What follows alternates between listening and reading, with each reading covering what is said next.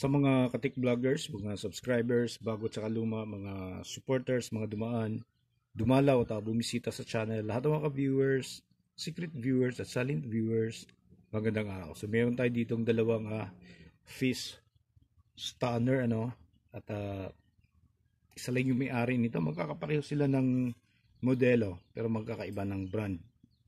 Okay, so tingnan nyo rin yung Hitsorax. Ito yung luma, ito yung bago.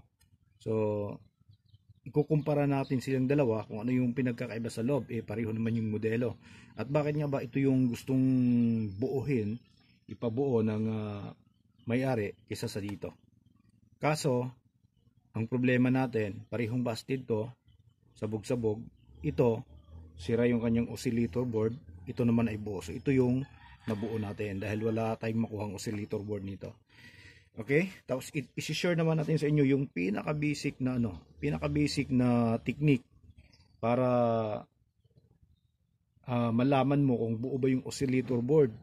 Okay? Buo ba o hindi. Maliban doon sa pagsusukat ng voltahe na papasok doon sa gate ng MOSFET. So yung mababang voltahe na magpapatrigger ng MOSFET. So maliban doon. So kahit na hindi ka na magsusukat doon, napakasimple, basic na basic that pwede mong i-apply kahit na doon sa mga inverter welding machine. Okay, so buksan na natin. Ayan, tignan nyo ng maigi. Okay, so pareho ng modelo to, yung dalawa, 99,900 watt. Okay, so ayan na.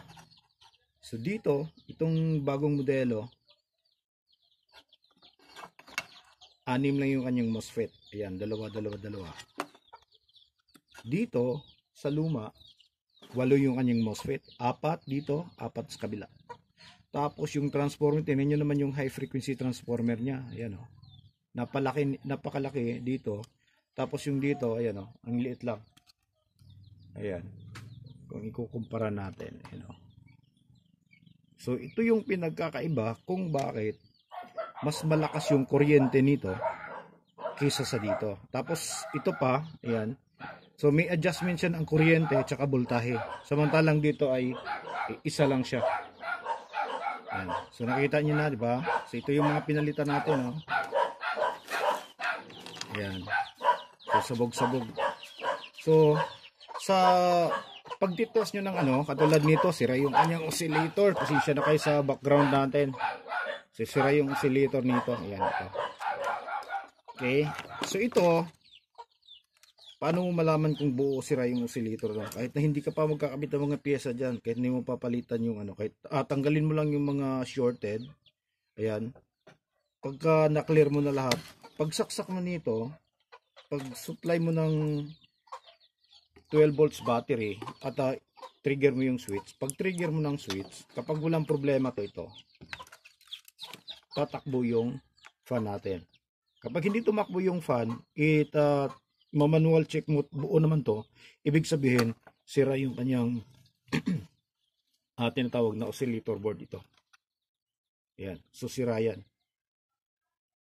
So kapag tumakbo, ayan, medyo nasa 90% ka na buo yung itong maliit na board na to. Okay, so pang panigurado, pwede mong sukatin yung gate nito at may makukuha ka dyan na pulse. Maliit na na nagtitrigger ay magpapatrigger sa MOSFET na to. So ganun lang, napaka basic lang. Hindi mo na kailangang magsukat. Uulitin ko, kapag buo yung oscillator board at na-clear mo na yan lahat dyan, walang shorted, may supply na papasok dito, kung buo yan, pag tinitrigger mo to, iikot yung fan. So kapag hindi umiikot yung fan, kung i-manual check mo naman na buo to, ibig sabihin, sira yung board na to. Okay? So ayan, so try natin para makita nyo na buo na tong isa.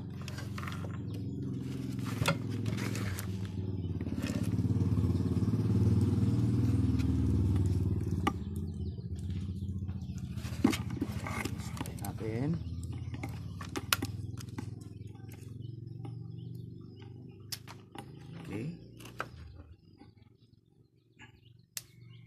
Ayan. Narinig nyo na?